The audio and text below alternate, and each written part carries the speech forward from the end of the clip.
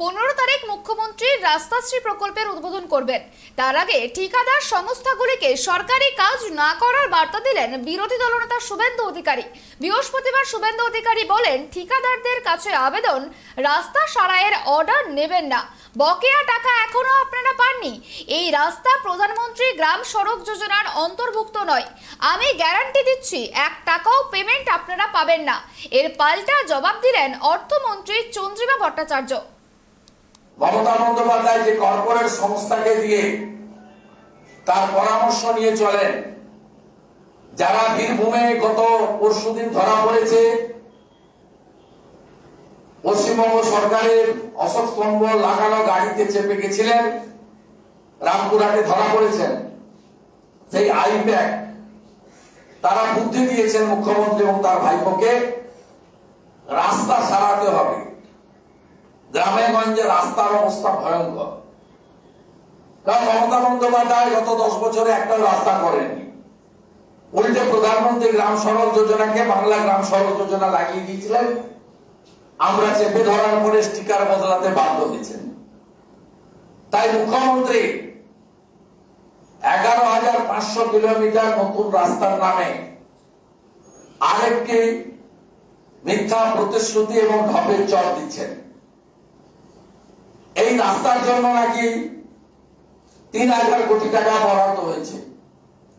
আগামী 15 মার্চ মুখ্যমন্ত্রী একসঙ্গে গোটা রাজ্যে 11,500 রাস্তাশ্রী শিলান্যাস করার কথা।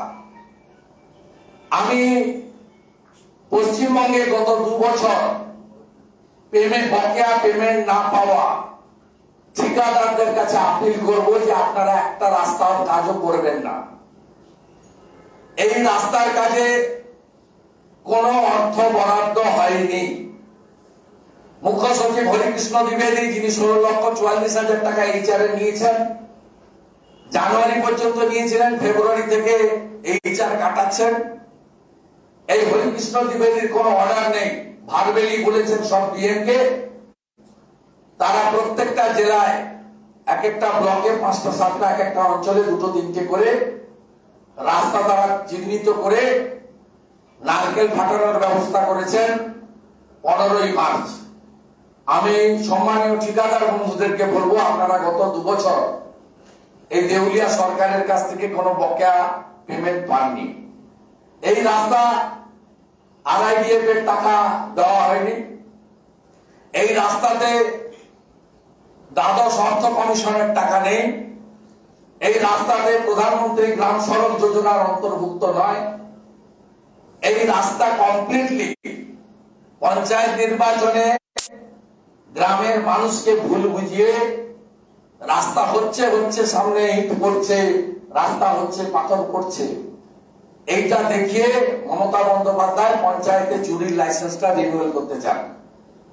তাই আমি ঠিকাদারদের কাছে অনুরোধ করব, এই রাস্তার কাজ কেউ করবেন না, 1 টাকাও পেমেন্ট আপনি পাবেন না। আমি অপোজিশন লিডার হিসেবে আমার দায়িত্ব কয়েক হাজার বেকার যুবক যুবতী, ইঞ্জিনিয়ার্স কোম্পানি যারা পেটের দায়ে এই ঠিকাদারি কাজের সঙ্গে যুক্ত, তাদের সঙ্গে অনেক লেবার, অনেক টেকনিক্যাল লোকজন, অনেক মেশিনারি যুক্ত থাকে। ব্যাংক থেকে লোন নিয়ে তারা অনেক মেশিন কেনেন।